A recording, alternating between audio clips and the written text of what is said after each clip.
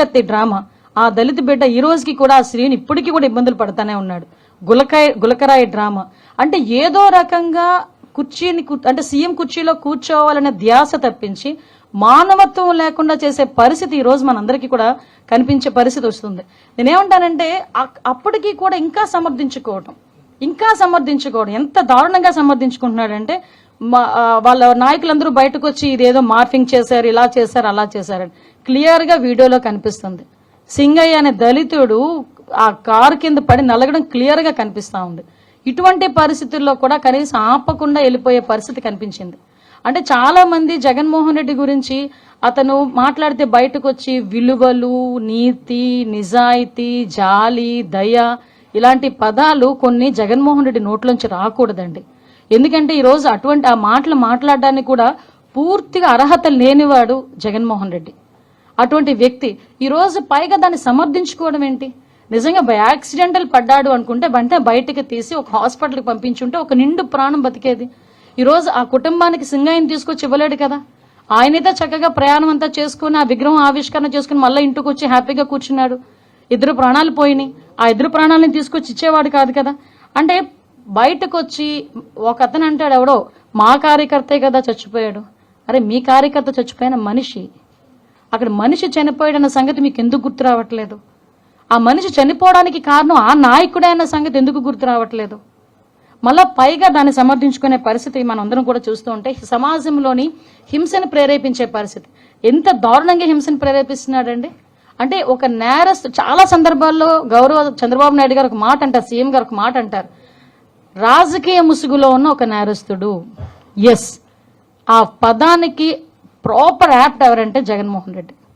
ఒక రాజకీయ నేపథ్యం ఉన్న వ్యక్తి రాజకీయ ముసుగులో ఉంటే ఎలాంటి అనర్థాలు దారితీస్తాయో ఇప్పుడు జగన్మోహన్ రెడ్డి పర్యటనలు కూడా అలాగే మనం చూస్తున్నాం. మీరు ఒకసారి అబ్జర్వ్ చేయండి. సత్యసాయి జిల్లాకి ఒక పరామర్శకి పోయాడు. ఆ రోజు అలాగే హెలికాప్టర్ దగ్గర రచ్చ చేశారు వైసీపీ కార్యకర్తలు.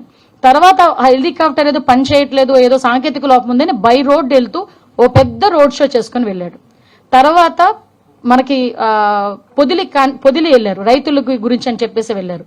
ఆ రోజు అదే టైంలో జరిగిన కృష్ణంరాజు ఇన్సిడెంట్ సంబంధించి సాక్షి టీవీలో అమరావతి మహిళల గురించి తప్పుడుగా మాట్లాడారని అక్కడ పక్కన ఎవరో ఒక చిన్న ధర్నా చేస్తా ఉంటే ప్లకార్డ్స్ పట్టుకుంటే వైసీపీ కార్యకర్తలు పోలీసులను కూడా రాళ్లు ఇచ్చి కొట్టే పరిస్థితి కనిపించింది. ఇలాంటి నేపథ్యంలో చాలా క్లియర్ గా మనకి ఈ రెంటపల్లి వెళ్ళేటప్పుడు మా ఎస్పీ గారు చాలా క్లియర్ గా చెప్పారు, సార్ ఇంతమంది వెళ్ళేటప్పుడు మేము ఇబ్బంది పడతాం, Z+ సెక్యూరిటీ ఉన్న వ్యక్తికి ప్రొటెక్షన్ ఇవ్వాలంటే ఆ రోడ్లో పనికిరాదు, సో మీరు కొంచెం మాకు సహకరించండి అని చాలా క్లియర్ గా చెప్పినప్పటికీ అతను ఈరోజు బల ప్రదర్శన అనుకున్నాడు. అంటే ఒక పరామర్శకు వెళ్ళేటప్పుడు కనీసం మీకు విషయం చెప్పనండి, అంటే ఇక్కడ సందర్భం బట్టి చెప్పాలి కాబట్టి చెప్తున్నా. లోకేష్ బాబు గారు ఆయన రాజకీయంలోకి వచ్చి ఎన్ని సంవత్సరాలు మీకు తెలుసు. ఏదైనా పరామర్శకు వెళ్ళినప్పుడు ఎవరైనా వచ్చి సెల్ఫీ అడిగితే ఏమంటారో తెలుసా ఆయన? ఇది సందర్భం కాదు బాబు సెల్ఫీ తీసుకోవటానికి, నేను వచ్చింది పరామర్శకి, నేను ఇంకేదైనా మీటింగ్కి వచ్చినా లేకపోతే ఇంకో ప్రోగ్రామ్కి వచ్చినా కంపల్సరీ సెల్ఫీ ఇస్తా అని ఏదైనా మామూలు ప్రోగ్రామ్కి వస్తే వచ్చిన ప్రతి కార్యకర్తకి కూడా 2000 మంది ఉన్నాయండి 3000 మంది నుండి సెల్ఫీ ఇచ్చి వెళ్తాడు. అది లోకేష్ గారి తాలూకా రాజకీయ పరిణితి. అది ఇతగాడు ఈ రోజు రాజకీయంలో కొత్తగా వచ్చిన వ్యక్తి కాదు కదా. వాళ్ళ నాన్నగారు ఉన్నప్పటి నుంచి కూడా రాజకీయాల్లో ఉన్నాడు ఆయన. వాళ్ళ నాన్న ఒక ముఖ్యమంత్రి చేసిన వ్యక్తి. ఈయన రాజకీయాల్లోకి వచ్చి ఇంచుమించు 15 సంవత్సరాల పైన 20 సంవత్సరాల పైన అయింది. అటువంటి వ్యక్తి కనీసం ఒక మనిషి ప్రాణం గురించి, సొంత వైసీపీ కార్యకర్త ప్రాణం గురించి కూడా ఆలోచన చేయకుండా పక్కకి ఈడ్చిన ట్వీట్ చేసి అతని ప్రోగ్రామ్ ని ముందుకు నడిపించుకున్నాడంటే ఇతను పరామర్శ అన్న పేరుకే గానీ అతని బల ప్రదర్శన అన్నది చాలా క్లియర్ గా మనకందరికి అర్థమవుతుంది. మాట్లాడితే నాకు భద్రత లేదు అని మాట్లాడతారు. మేము ఎంత క్లియర్ గా Z+ సెక్యూరిటీ అనే పర్సన్ కి ఎంత భద్రత ఇవ్వాలో అంత భద్రత కూడా పోలీస్ డిపార్ట్మెంట్ వాళ్ళు ఇస్తున్నారు. ఈవెన్ దో ఆయనకి ఇచ్చిన బుల్లెట్ ప్రూఫ్ వెహికల్ కూడా ఆయనకి ప్రతిరోజు ఆయన దగ్గర ఉంటుంది.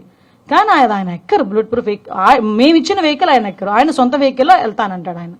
కానీ ఆయన ఎక్కినా ఎక్కకపోయినా ఒక Z+ సెక్యూరిటీ ఎక్కిన వ్యక్తికి మేము ఇవ్వాలి కాబట్టి బుల్లెట్ ప్రూఫ్ వెహికల్ అక్కడ మేము కంపల్సరీ ఇస్తాం.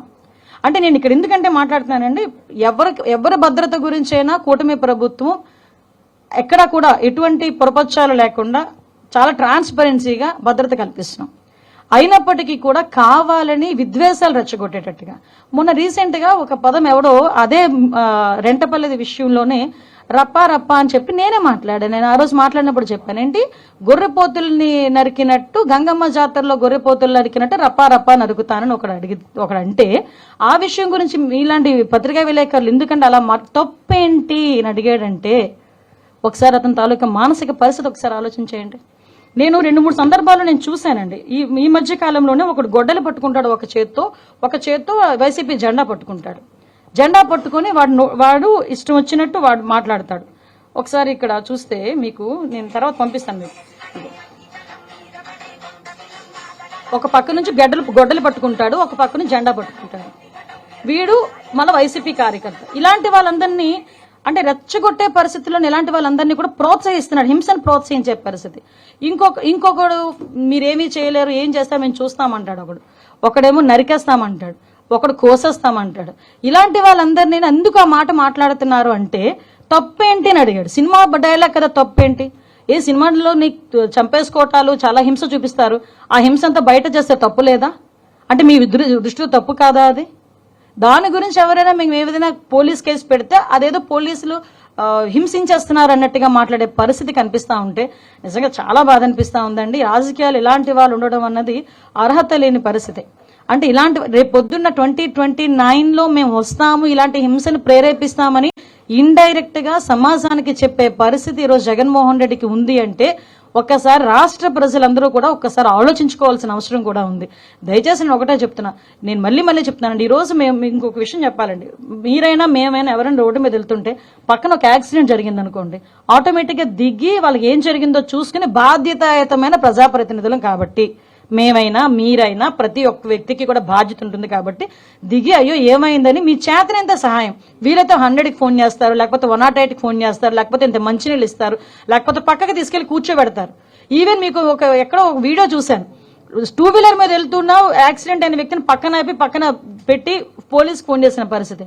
అలాంటిది ఒక సొంత రీసెంట్ గా చంద్రబాబు నాయుడు గారి కాన్వాయ్లో కూడా ఎవరొక యాక్సిడెంట్ అయితే బైక్ మీద పడిపోతే స్వయంగా ముఖ్యమంత్రి దిగి ఏమైందని కనుక్కొని వాళ్ళని హాస్పిటల్